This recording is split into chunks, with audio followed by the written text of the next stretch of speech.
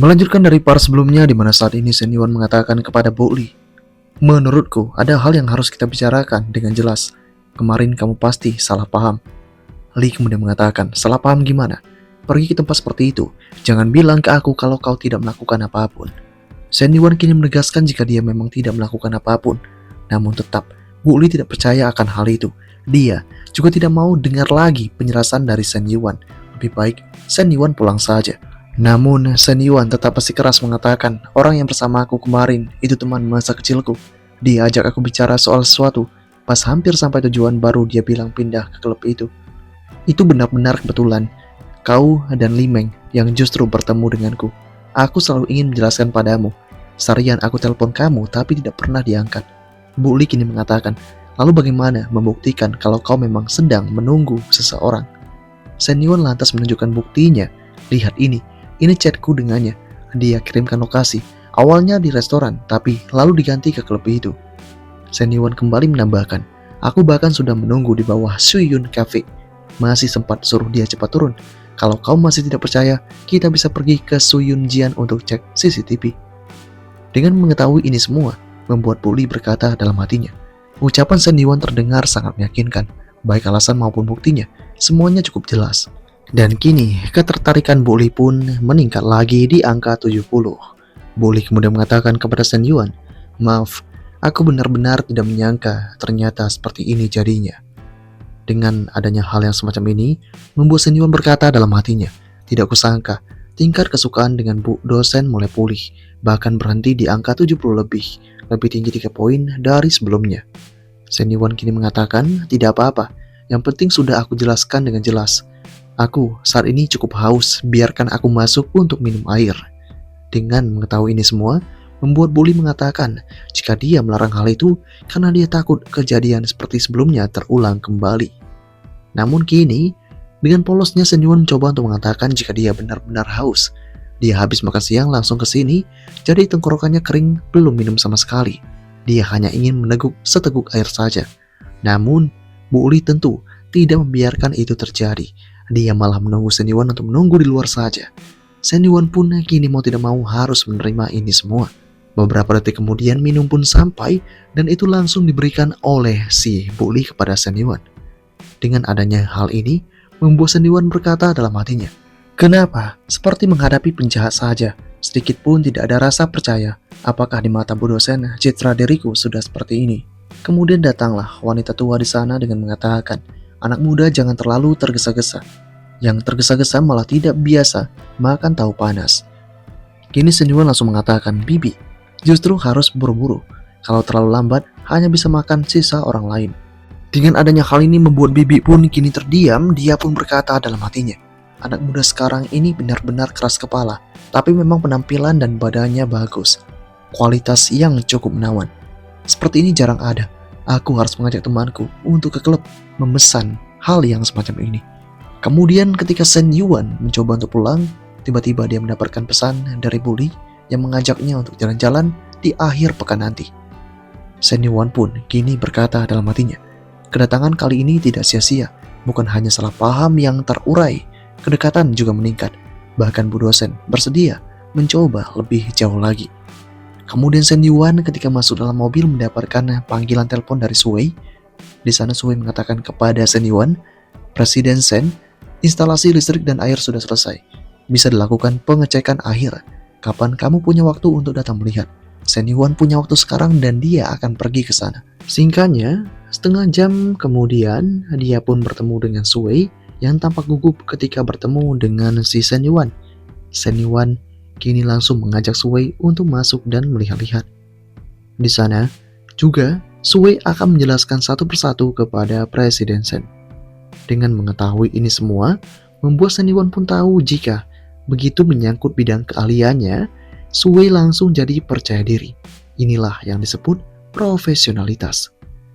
Di sana Sui menjelaskan kepada Shen Yuan, pekerjaan waterproofing, instalasi listrik, dan pemanas lantai sudah selesai. Selanjutnya, Presiden Shen bisa pilih model keramik.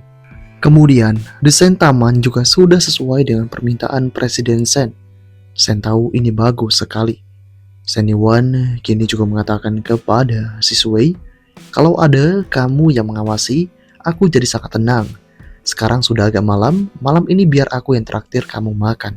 Dengan kondisi yang ada, membuat Sui kini mengatakan maaf.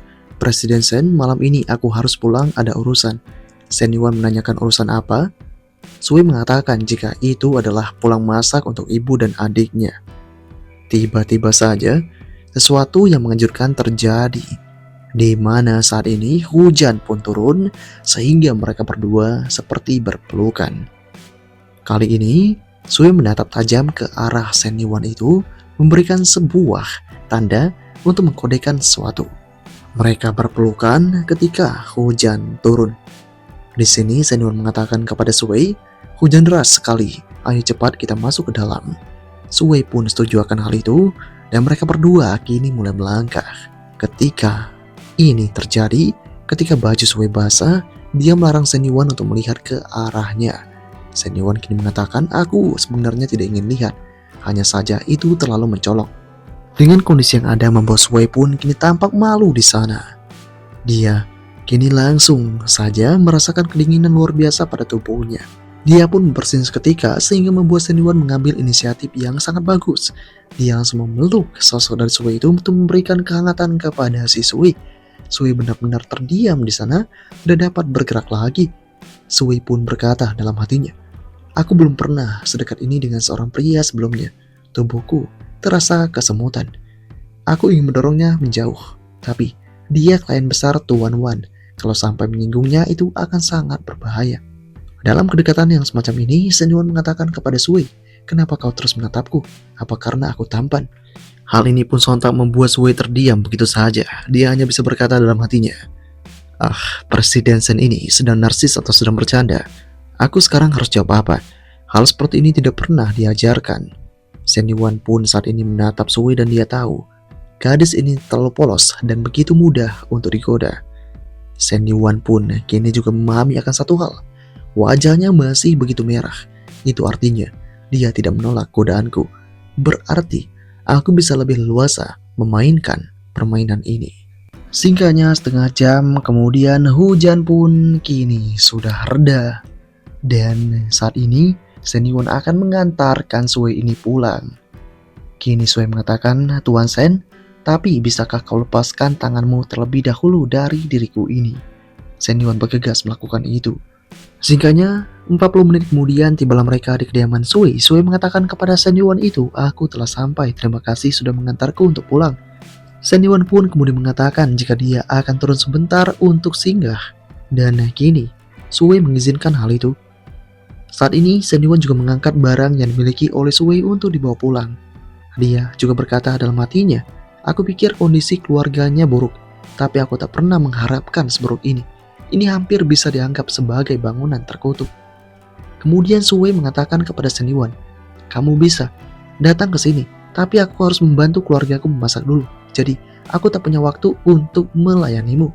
Sen Yuan kini mengatakan, kamu silahkan saja lakukan apapun. Aku akan duduk sebentar lalu pergi.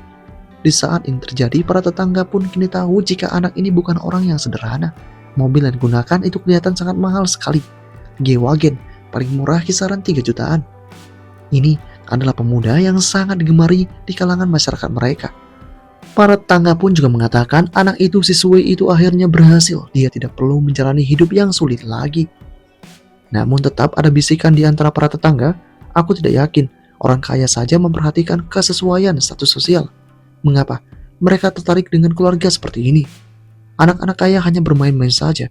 Ada banyak gadis yang lulus dan baik hati di luar sana. Kenapa dia pilih gadis yang ayahnya sudah meninggal dan ibunya cacat? Dan dia juga punya wanita jahat yang harus diurus. Saat ini, hal itu pun langsung dibentak oleh seorang paman yang ada di tempat itu untuk menjaga mulut mereka berdua.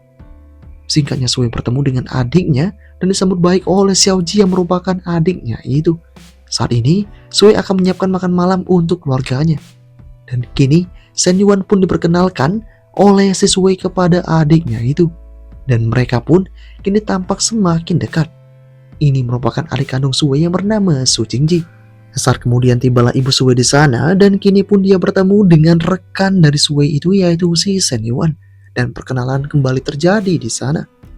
Dengan kondisi yang ada ini membuat ibu berkata dalam hatinya, Sue belum pernah membawa pulang anak laki-laki sebelumnya. Mungkinkah ini adalah awal yang berbeda? Kemudian, ibu mengatakan kepada Senwan, Sen, kamu beli banyak banget barang ini. Seharusnya kamu tidak usah belanja banyak-banyak. Ayo masuk dan duduk sebentar. Senwan bergegas untuk datang ke sana. Dan ketika duduk di tempat itu, Sue mengatakan kepada Senwan, dia akan memasak sekarang ini. Jadi, tunggu terlebih dahulu. Singkatnya 30 menit berlalu dan makan malam sudah siap. Mereka akan makan bersama. Adiknya pun sangat menyambut kakaknya itu karena merupakan kakak yang sangat baik dalam memasak. Di sana, si ibu mengatakan kepada Senwan, ini hanya makanan rumahan sederhana. Di lain waktu, Senwan, aku akan siapkan dan buatkan masakan utama yang sesuai untukmu. Kini Senwan mengatakan, Bibi, kamu baik sekali.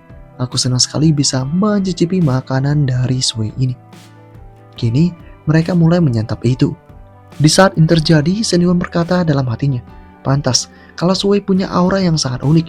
Di usia yang sangat muda, dia sudah menjadi pilar keluarganya. Dia tidak punya pilihan selain menjadi mampu. Kemudian setelah makan, Senwan akan beranjak pergi, namun Sue mengatakan, Tuan Sen, tunggu sebentar. Kamu membeli begitu banyak barang saat datang. Biar aku transfer uangnya. Kini Senwan pun malah langsung untuk menggunakan handphone dari Sue sebentar saja dan malah men-TF lagi uang yang begitu banyak. Sue pun kini malah berkata, ini benar-benar gila. Dia telah men-TF-ku sebanyak 50.000 yuan kepadaku. Dia kini kembali memanggil Senwan, namun Senwan pura-pura tidak mendengar itu. Kini Senwan juga berkata dalam hatinya, apa artinya 50.000 yuan bagiku? Tapi itu cukup untuk memperbaiki kehidupan keluarga Sue untuk sementara. Aku hanya tidak tahu apakah dia akan menerimanya, karena aku tidak melihat ada sesuatu yang bermanfaat di atas kepalanya. Baiklah, kalau dia tidak ingin, kita hubungi saja. Namun aku punya perasaan samar-samar bahwa sesuatu yang telah meninggalkanku seperti akan datang kembali. Namun apa itu, aku masih belum kepikiran. Beberapa saat setelah itu, Senwan pun kini meminta laporan dari sekretarisnya. Sekretaris kini mengatakan, bos, daftar telah disaring. Dari 653 lamaran, 12 terpilih. Rasio perempuan dan laki-laki adalah 11:1. File digital dan foto ke-11 gadis ini semuanya telah dikirim ke emailmu. Senwan pun kemudian mengatakan, kerja bagus, bonus bulan ini akan dikirimkan. Sekretaris mengatakan, terima kasih bos, silakan kembali. Hubungi aku jika ada yang dibutuhkan. Akan aku tutup teleponnya sekarang. Dengan segala yang terjadi membuat Senwan berkata dalam hatinya, Jumat adalah hari ulang tahun Lausen. Aku harus memberikannya hadiah besok. Lagi pula dengan dana filial PT Fund 30 juta, Lausen dan Nonali akan mendapatkan hadiah yang sangat baik. Lalu Minhui, Nana, dan Patiliu masing-masing 1 malam. Tidak lebih, tidak kurang. Seorang ahli dalam memperlakukan semua orang secara setara harus seperti ini. Apakah yang akan terjadi selanjutnya? Part ke-33 berakhir sampai di sini.